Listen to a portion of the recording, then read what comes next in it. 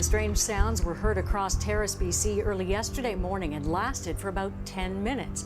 Speculation about what caused it ranges from the aurora borealis to aliens, or it could just be a prank. But similar sounds have been recorded in other parts of BC and reported in other locations around the world.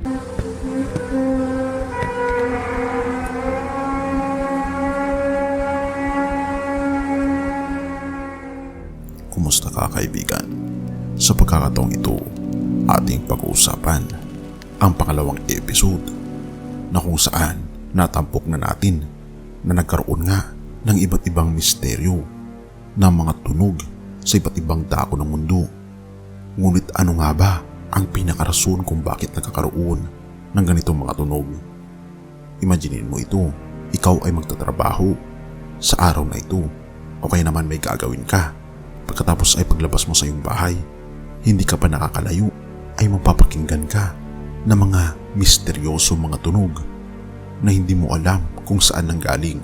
Iniisip mo, ito ay isang malakas na tunog mula sa radyo ng iyong kapitbahay o di kaya naman isang malakas na sound system na dumaan sa kalsada malapit sa iyo.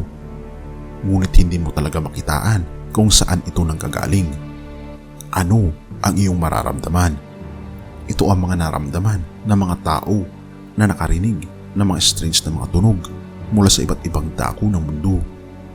Ito ang mga ilan sa kanilang mga napakinggan na nakuhanan ng video.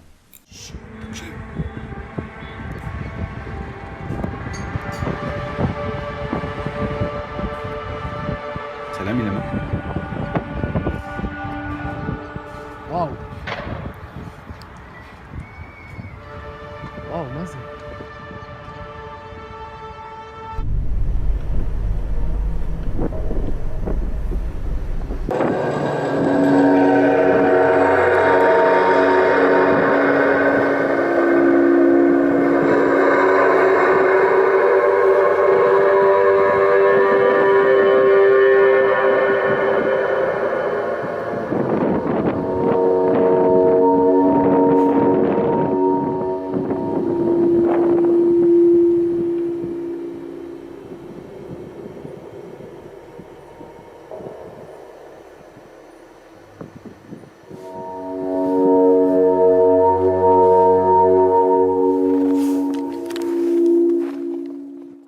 Ang chilling, ang nakakatakot na pangyayari ito ay nagbigay ng katatakutan at intriga sa iba na ito raw ay link sa Judgment Day o Apocalypse, na ito ay nire-relate nila sa 7 trumpets ng Revelation na binabanggit sa Biblia, na magkakaroon ng serye ng catastrophic events na nagsisignify daw na malapit ng katapusan ng mundo.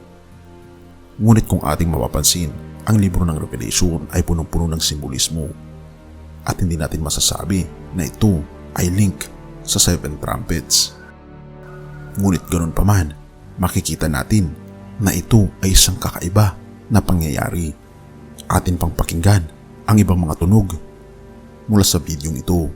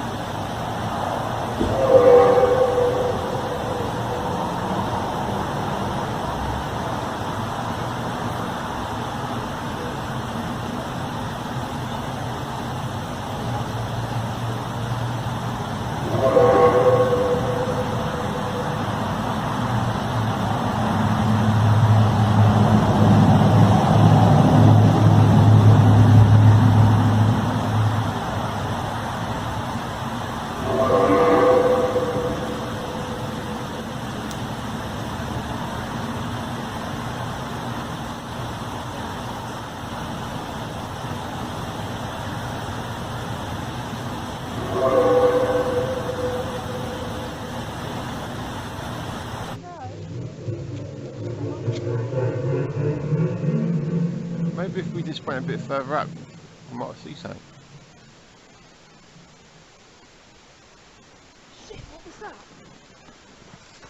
Fuck knows.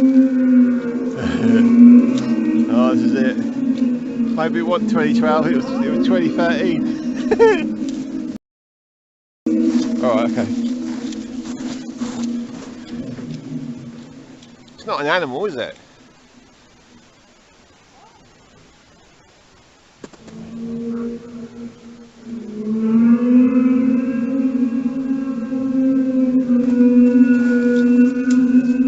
Hang on.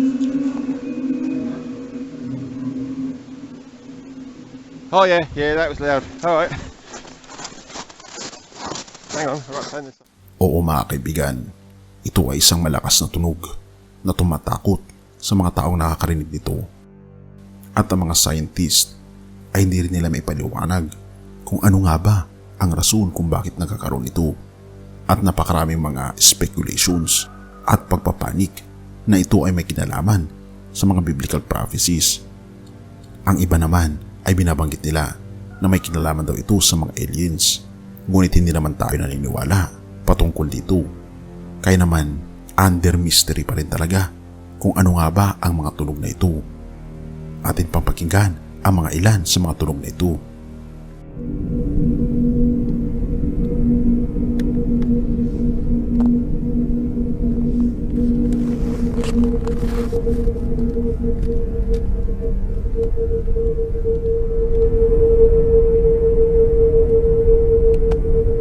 Mistä vitusta tuo tulee?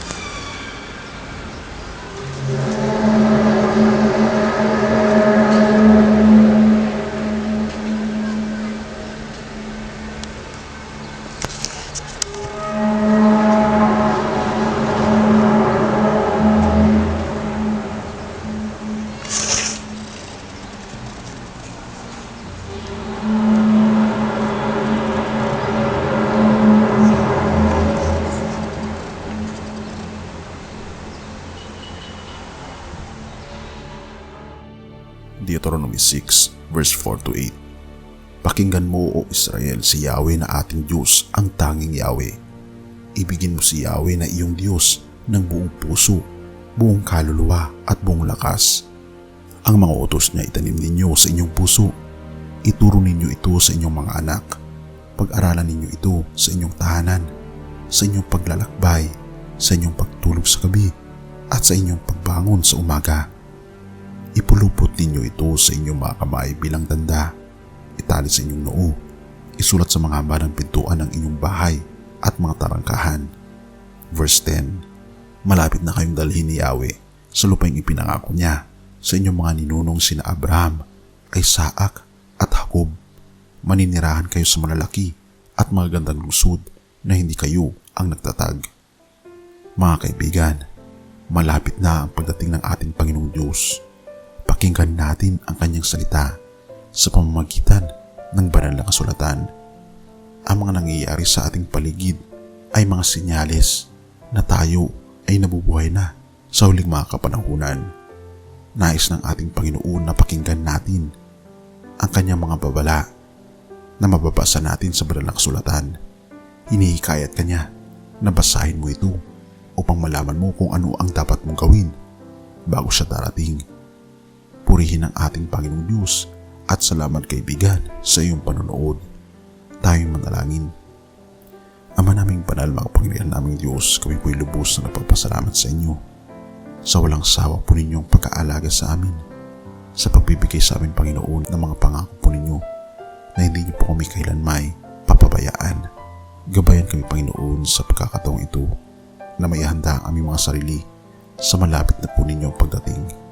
Tulungan kami na mapabilang sa mga anak po ninyo, Panginoon, na mananahan kasama po ninyo sa langit na bayan. Salamat, Panginoon, sa inyo pong pangako na hindi niyo po kami papabayaan hanggang sa katapusan ng mundo, at patawarin po kami sa lahat ng aming pagkukulang at pagkakasala, pagkat ito ay aming samot hiling sa matamis na pangalan ng aming Panginoong Hesus. Amen.